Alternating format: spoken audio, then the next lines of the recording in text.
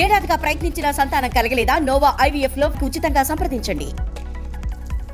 Telugu Desam party అధినేత, మాజీ ముఖ్యమంత్రి, నిత్య యవ్వనుడు నారా చంద్రబాబు నాయుడు పుట్టినరోజు ముందుగా ఆయనకు జన్మదిన శుభాకాంక్షలు.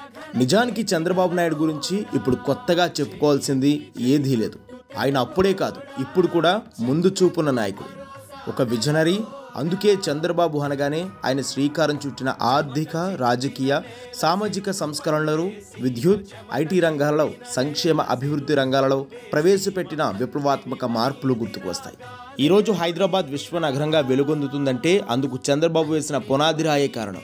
ముఖ్యంగా హైదరాబాద్ నగరం IT హబ్గా ప్రపంచ దిగ్గజ సంస్థను ఆకర్షిస్తుంది అంటే అందుకు 1994 నుంచి 2004 వరకు ఉమ్మడి ఆంధ్రప్రదేశ్ ముఖ్యమంత్రిగా ఆయన ముందు చూపుతో తీసుకున్న నిర్ణయాలే కారణం. అప్పట్లో ఆయన నేను ముఖ్యమంత్రిని కాదు CEOని అంటే ఎంతోమంది ఏవో అనుకున్నారు, ఎగతాళి కూడా చేశారు.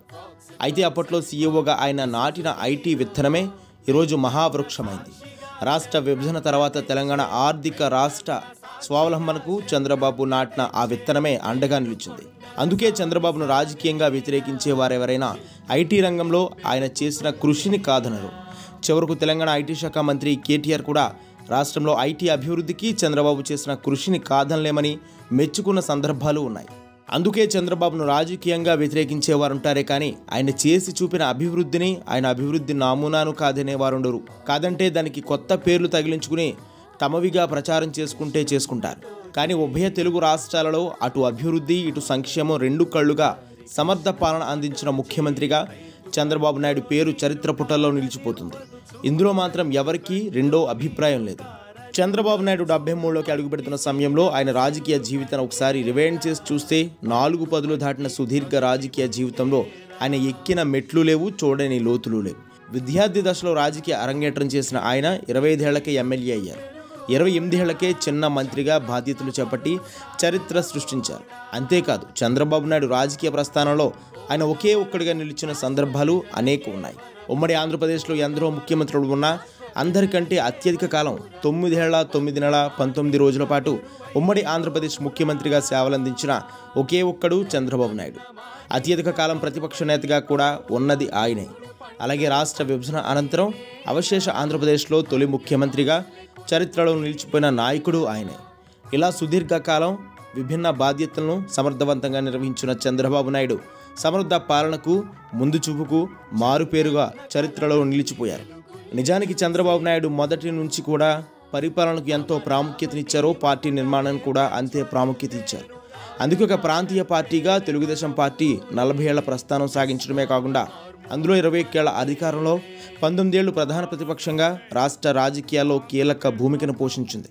అవును, చంద్రబాబు తమ మనసులో మాటలో అన్నట్లుగా NTR పార్టీని స్థాపించి తమ జనాకర్షణతో, శక్తితో ఒకటిగా నిలిపితే చంద్రబాబు దాన్ని వ్యవస్థీకరించారు. సమర్థ నాయకత్వంతో ఏకశిలా సదృశ్య పార్టీగా నిలిపారు. రాష్ట్ర రాజకీయాల్లోనే కాదు జాతీయ రాజకీయాల్లోనూ చంద్రబాబు నాయుడు పోషించిన పాత్ర సామాన్యమైంది కాదు. ఒక ప్రాంతీయ పార్టీ నాయకుడు జాతీయ రాజకీయాల్లో కీలక భూమిక పోషించడం అంటే అది మామూలు విషయం కాదు. కానీ చంద్రబాబు నాయుడు జాతీయ స్థాయిలో అటు UPAలో ఇటు NDAలో సుదీర్ఘకాలం పాటు కీలక భూమికను పోషించారు.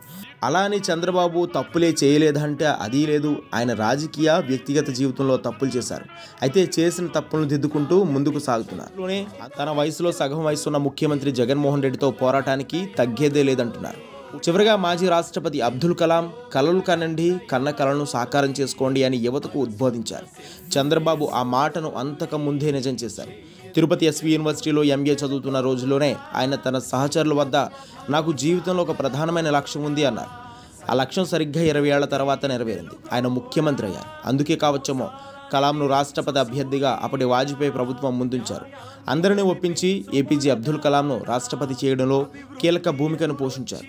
అందుకే చంద్రబాబులో లోపాలున్న ఆయన చరిత్రలో తమకంటూ ఒక ప్రత్యేక స్థానాన్ని నిలుపుకున్నారు.